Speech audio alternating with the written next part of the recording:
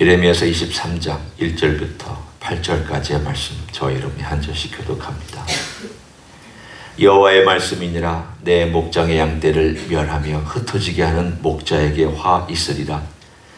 그러므로 이스라엘의 하나님 여호와께서 내 백성을 기르는 목자에게 이와 같이 말씀하시니라. 너희가 내 양떼를 흩으며 그것을 몰아내고 돌보지 아니하였도다. 보라, 내가 너희의 악행 때문에 너희에게 보응하리라. 여호와의 말씀이니라. 내가 내 양떼에 남은 것을 그 몰려갔던 모든 지방에서 모아 다시 그 우리로 돌아오게 하리니 그들의 생육이 번성할 것이며 내가 그들을 기르는 목자들을 그들 위에 세우리니 그들이 다시는 두려워하거나 놀라거나 잃어버리지 아니하리라. 여호와의 말씀이니라. 여호와의 말씀이니라. 보라, 때가 이르리니 내가 다윗에게 한 의로운 가지를 일으킬 것이라. 그가 왕이 되어 지혜롭게 다스리며 세상에서 정의와 공의를 행할 것이며 그의 날에 유다는 구원을 받겠고 이스라엘은 평안히 살 것이며 그의 이름은 여호와 우리의 공이라 일컬음을 받으리라. 그러므로 여호와의 말씀이니라. 보라, 날이 이르리니 그들이 다시는 이스라엘 자손을 애굽 땅에서 인도해 내신 여호와의 사심으로 맹세하지 아니하고 이스라엘 집 자손을 북쪽 땅 그 모든 쫓겨났던 나라에서 인도해 내신 여호와의 사심으로 맹세할 것이며 그들이 자기 땅에 살리라 하시니라. 아멘.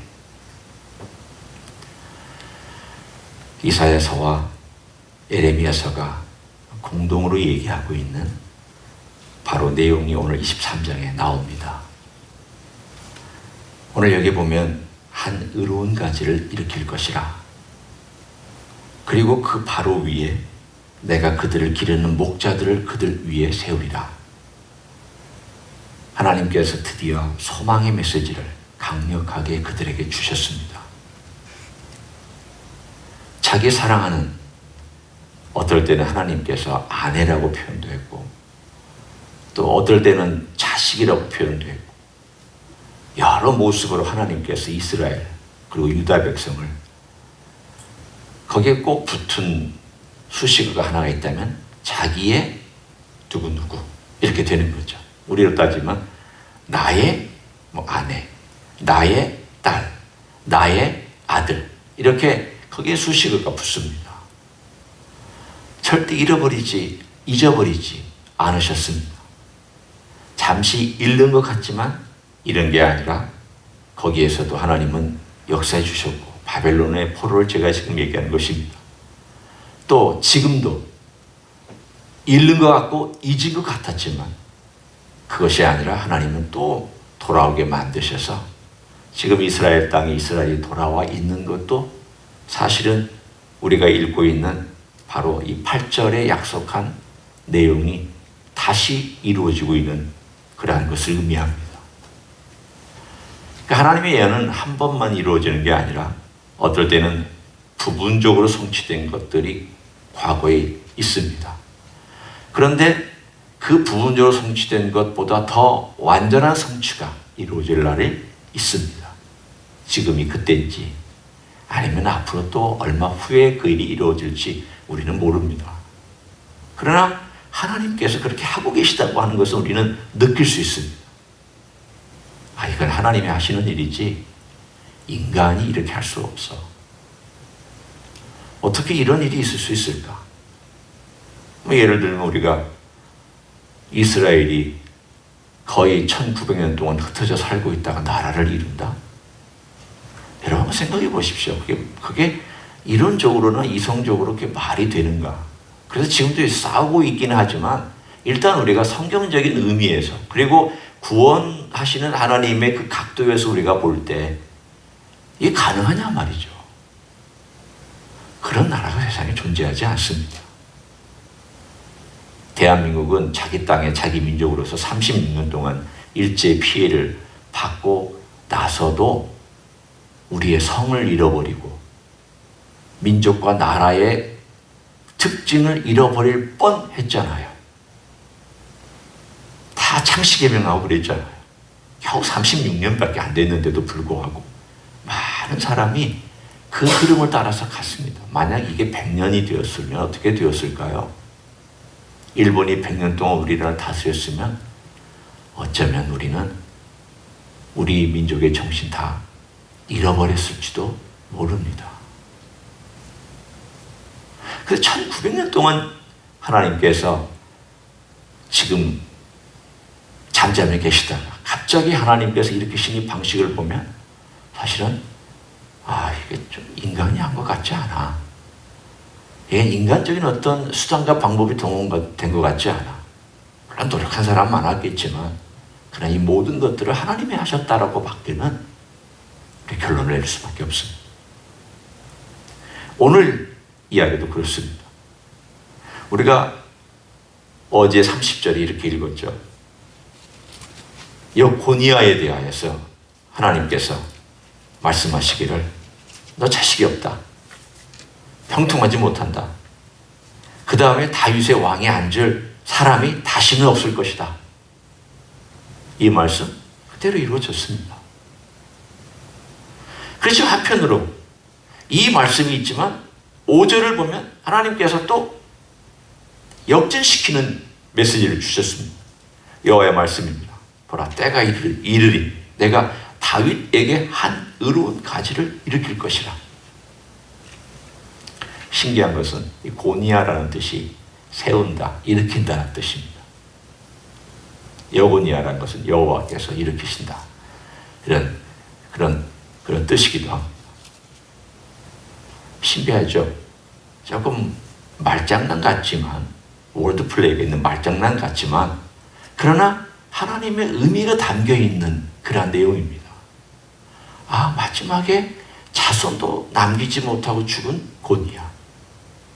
그래서 자기의 혈통 가운데, 다윗의 자손 가운데 입양해서 자기의 법적인 라인을 이어가게 만들 수밖에 없었던 그런 고니아. 그런데 사실은 하나님이 세우겠다는 이름이지만 막상 그의 인생은 세운 게 아니라 죽은 인생이고 멸망당한 인생이고 끊어진 인생이고 더 이상 그의 혈통을 이은, 직접적인 혈통을 이은 자손은 없는 그러한 파멸된 인생인데, 오늘 본문의 5절에 보면 23장에 하나님 또 일으키실 것이다. 세우실 것이다. 하나님의 역사하는 방법이 이렇습니다. 완전히 아무것도 없는 것 같이 보여서 이제는 끝인가? 끝이 아닙니다. 인간적인 것으로 봤을 때 이제 모든 것들이 다 절망이다. 절망이 아닙니다. 제가 미국에 와서 어머니 양로병원에 계실 때 자주 왔다 갔다 했었습니다. 그 양로병원이 저 오렌지 카운티에 있었는데, 그 병원에 이렇게 디귿자로 되어 있고 가운데는 정원이 있고 그 앞쪽에 입구에 넓은 잔디밭이 있습니다. 그 잔디밭에 나무 한쪽에 큰 나무들이 있었고요. 그리고 그 가운데쯤에 나무를 이렇게 완전히 쫙 잘라버린 큰 나무인데 밑둥을 확 잘라버린 나무가 하나 있었습니다. 그런데 그 완전히 잘라버린 그 밑둥이 그루터기라고 보통 얘기를 하죠. 그 옆에서 가지가 이렇게 하나가 나와서 올라오는데 제법 굵게 올라와 있던 가지가 있었습니다. 그래서 이파리도 열리고 그렇게 그냥 놔두더라고요. 자르지 않고 놔두더라고요. 제가 이제 어머니 있다가 가끔 정원에 나왔다가 이렇게 의자에 앉아서 그 나무를 볼 때마다 요 말씀을 생각했습니다. 이사야서 11장과 그리고 예레미야서 23장에서 예언하고 있는 그 모습이 바로 저런 것이겠구나. 완전히 밑둥이를 잘랐기 때문에 사실은 다른 생명이 없는 것처럼 보입니다. 저 나무가 죽었나? 저 나무가 아무 생명이 없나? 사람들이 거기에 앉아가지고 이야기도 하고 담소도 하고, 그 나무는 죽은 나무처럼 사람들이 너무 안고 사람들이 어떻게 했는지 그냥 맨들맨들해서 아무 생명이 없는 것처럼 느껴지는 그런 그루터기입니다. 그게 오랫동안 그렇게 진행되다 보니까 사람들이 잊었습니다. 그 약속의 말씀이 분명히 있긴 한데 하나님이 어떻게 역사하시는지, 어떤 방식으로 일하시는지 사람들은 몰랐습니다. 아는 사람들은 그렇게 얘기할 거 아니에요.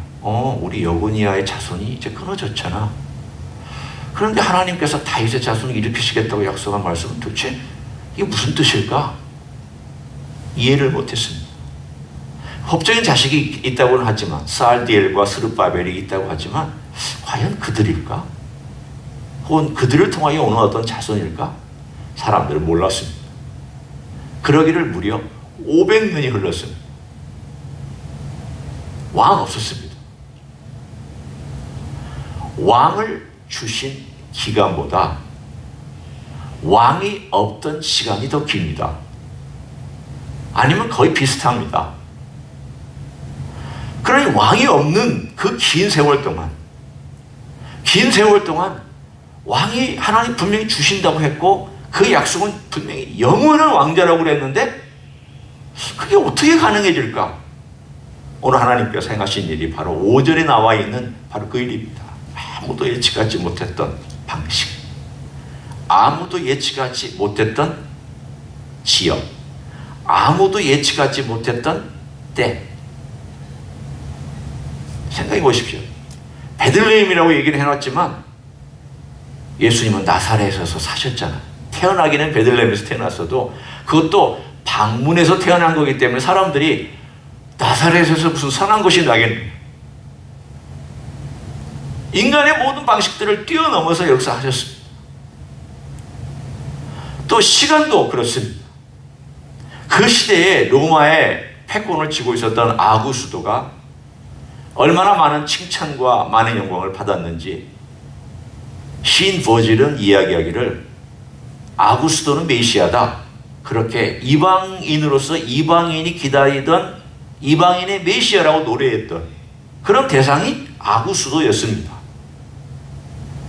왜냐하면 아구스도가 천하를 통일하고 평화를 가져왔기 때문에. 그 시대의 모든 정치 지도자들의 최고의 목표가 뭔지 아십니까? 평화와 공의입니다. 이 땅에 평화와 공의를 가져올 수 있으면 다 박수갈채를 치고 다 우러러보고 다 그 사람 대단한 영웅이라고 칭찬하고 높이 봅니다. 근데 그 일을 아구스도가 했습니다. 그러니 사람들이 기대했습니다.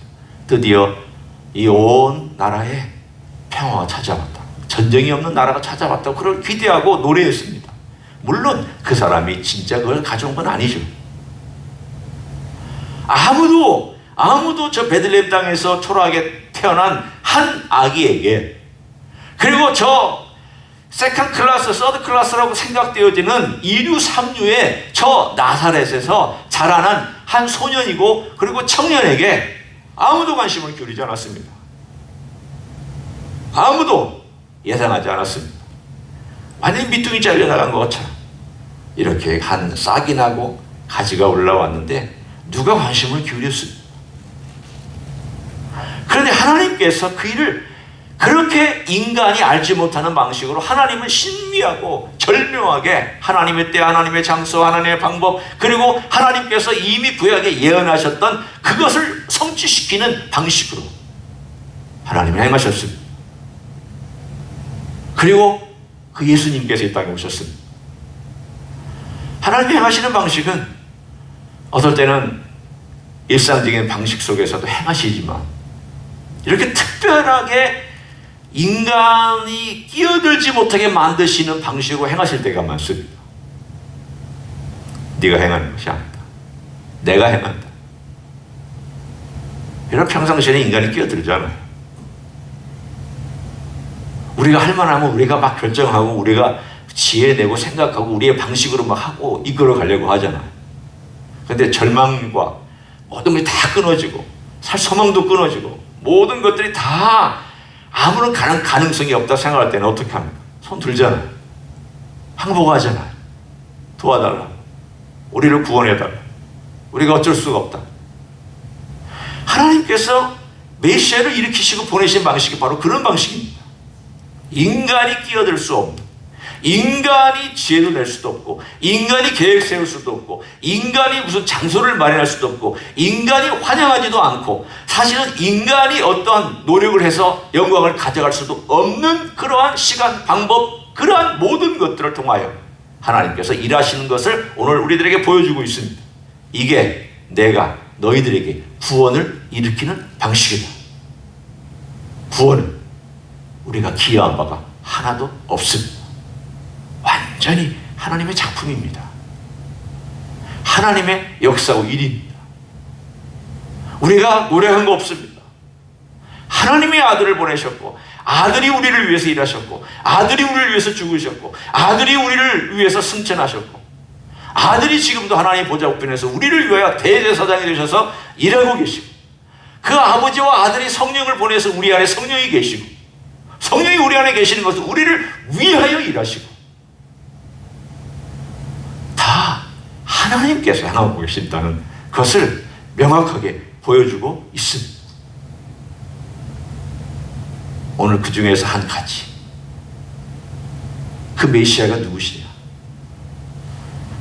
이사야서에 보면은 9장의 6절에 그는 기묘자 모사, 보통 영어 성경에는 이 두 표현을 하나로 묶어서 대부분 표현합니다. 원더풀, 카운셀러라고 보통 앞에 있는 이 단어를 형용사로 표현을 합니다. 예, 뭐 어떻게 번역을 해도 큰 의미의 변화는 없습니다. 그분이 기묘자 혹은 기묘한 모사냐, 기묘자 그리고 모사냐, 뭐 같죠. 그 얘기 어디 나오느냐 보세요. 5절에 한번 보십시오. 그 가지가 이제 일으키셔서 그게 왕인데 지혜롭게 다스린다. 여러분, 여기 나오는 기묘한 모사라는 것은 지혜로운 모사, 지혜로운 자, 지혜로운 카운셀러. 보통 카운셀, 우리가 보통 얘기하는 카운셀러, 정말 그 지혜와 모략이 출중해서 인간이 따라갈 수 없고 인간이 측량하지 못하는 지혜를 가진 카운셀러. 오늘 여기 나와 있는 예레미야는 그것을 서술을 하고 있지 않습니까? 지혜롭게 다스리며. 두 번째, 세상에서 정의와 공의를 행할 것이며. 두 번째 혹은 세 번째, 9장 6절, 이사야 9장 6절에서 말씀하시는 게 전능하신 하나님, 능력이 많으신 하나님, 공의와 정의를 이 땅 위에 가져오실 수 있고 행하실 수 있는 하나님. 세 번째, 6절에 구원을 유다는 받을 것이다. 하나님의 자비와 긍휼로 구원해 주신, 완전한 자비와 긍휼로 구원해 주시는 영존하시는 아버지. 왜 메시아의 별명이 영존하시는 아버지입니까? 분명히 아버지가 있고 아들이 있는데 그는 아버지의 특징을 가진 메시아라는 뜻입니다. 어떤 영존하시는 아버지, 곧 은혜와 자비와 긍휼로 안으시고, 자기 자식을 안고 자기 자식을 끌어안고, 자기 자식이 범죄하더라도 버리지 아니하고 자기 자식을 위해서 기도하고 자기 자식을 위해서 애쓰고 있는 그 부모의 마음과 같은 그 아버지의 마음을 가지고 있는 메시아, 구원의 메시아잖아요. 그리고 네 번째, 6절에 이스라엘은 평안히 살 것이며, 이사야서 9장 6절에 평강의 왕이라, 평안히 평강을 주시는 왕이라고 오늘 예레미야도 이사야도 얘기하고 있잖아요. 이 네 가지나 다섯 가지가 똑같이 그 순서 그대로 나오고 있습니다. 기묘자라 모사라, 전등하신 하나님이라, 영존하시는 아버지라, 평강의 왕이라 일컬음을 받을 것이다. 우리 주님은 그런 분입니다. 오늘 우리가 우리 주님을 볼 때, 주님이 이 땅에 공의를 가져오신다는 것이 얼마나 소망인지. 이 세상 불평하고 일들 많잖아요. 불의하고 불공평하고 우리의 삶 속에서 억울한 일도 많고 세상이 너무 기울어져 있고 너무 울퉁불퉁하잖아요. 억울하게 죽은 사람도 많고, 억울하게 사실 예수 믿다가 억울하게 죽은 사람도 있지만 그냥 억울한 사람도 많고, 온갖 것들로 뒤죽박죽인 이 세상에서 주님께서 언젠가 오셔서 이 세상의 모든 것들을 다 공평하게 다스린 그런 나라가 오겠다고 하는 것, 이것만 해도 큰 소망이잖아요. 우리가 이 땅에서 구원받는다는 것, 지금 이미 구원받았지만 또 다시 우리의 육체마저도 구원받을 것이라고 하는 그 소망의 날을 우리는 기다리고 있잖아요. 이 땅에 평화가 없는데 아무리 인간이 평화를 외치고 평화조약을 맺어도 깨지는 것이 평화조약인데, 언젠가 영원한 평화가 온다고 약속한 그것이 이루어지잖아요. 우리가 지혜를 해본들 그 지혜가 몇 날도 못 가고 눈앞도 알지 못하는 그 지혜를 가지고 살아가는데, 영원한 지혜를 가진 주님이 다스린다는 게 얼마나 안정하고 평안하고 안전한 그런 시대가 될 거예요. 우리는 기다릴 수가 있습니다. 예레미야도 그날을 얼마나 많이 기다렸을까요? 고달플수록 더 많이 기다리잖아. 그렇죠? 평안하면 잘 안 기다리더라고요. 그런데 아프고 힘들고 어려우면 주님 오실 날을 더 기다리는 것처럼 예레미야는 힘든 인생을 살았기 때문에 아마도 이 메시지를 전하면서 그 마음속에, 주님, 내 생애에 이런 날이 오면 얼마나 좋겠습니까? 그런 바람을 가지고 그는 이 메시지를 백성들에게 전달했을 것입니다. 우리가 그 마음을 느껴보기를 원합니다. 주님, 어서 오십시오. 주님, 어서 오셔서 이사야서 9장 6절, 그리고 우리가 오늘 읽은 예레미야서 23장 이 5절 6절 말씀처럼 이 땅의 이 모든 주님의 명칭과 주님의 이름에 맞는 일들이 다 이루어지는 날을 허락하여 주옵소서. 분명히 그날 주실 줄로 믿습니다. 그날을 기대하며 오늘도 살아가시는 여러분 되시기를 예수님의 이름으로 간절히 축원합니다. 기도하겠습니다. 고맙습니다. 이 땅에 인간이 소망을 해도 아무리 노력을 해도 이루어지지 않을 그 일을 우리 예수님은 지금 이루어 가고 계시며 언젠가 완전히 이루실 그날을 우리는 기다리고 기다립니다. 오 주님 고맙습니다. 우리에게 이런 소망이 있으니 감사합니다. 세상에는 이런 소망이 없어서 방황하고 힘들어합니다. 그러나 우리에게는 든든한 소망 예수 그리스도가 계시며, 든든한 소망 우리 주 예수 그리스도의 약속이 있으며, 든든한 소망 우리 주 예수 그리스도의 말씀이 있음으로 걸어가게 해주시니 감사를 드립니다. 오늘도 그 소망 위에 서서 소망 가지고 우리 주님 바라보며 걸어가는 복된 하루가 되게 축복하여 주시옵소서. 이제는 우리 구주 예수 그리스도의 은혜와 하나님 아버지의 극진하신 사랑과 성령 하나님 교통하심의 역사가 오늘도 우리 주 예수 그리스도 인간이 보기에는 초라한 한 가지에 불과했고 남들이 눈여겨보지도 아니하였지만 영원한 생명의 나무가 되며 영원한 생명의 근원이 되어 구원의 역사가 됨을 늘 알고 주님께 나와 생명을 얻고 주님께 나와 기쁨을 얻고 주님께 나와 은혜를 얻고 주님께 나와 모든 삶의 의미를 얻기를 소원하는 이 자리에 참여한 모든 종들 위에와 주임제 히스교회 위에와 이민교회들과 한국교회들과 선교사님들 위에 이제로부터 영원히 함께 하실지어다. 아멘.